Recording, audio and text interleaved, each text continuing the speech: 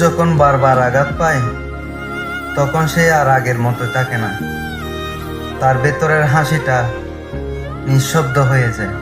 সে কথাও কম বলে, অনুভূতি লুকাতে শিখে যায়। বাইরে থেকে হয়তো তাকে স্বাভাবিক লাগে, এক সময় যে মানুষটা সবার সাথে মিশে যেত, সহজে সবাইকে বিশ্বাস করত, সে মানুষটা ধীরে ধীরে নিজেকে গুটিয়ে নেয়। কারণ সে বুঝে যায় সবাইকে মন খুলে দিলে সেই মনটা একদিন ভেঙে যাবে। তাই সে নিজের চারপাশে এক অদৃশ্য দেওয়াল তুলে দেয়। তারপর সে নিজের মতো করে একটা ছোট্ট জগৎ তৈরি করে, যে জগতে কোনো মিথ্যা নেই, প্রতারণা নেই, মন ভাঙার কোনো ভয় নেই। সেই জগতে সে একা থাকে, কিন্তু নিরাপদ থাকে। হয়তো সেখানে হাসি কম, কিন্তু মন ভাঙার কেউ নেই। কারণ মানুষ একা থাকতে জানে না।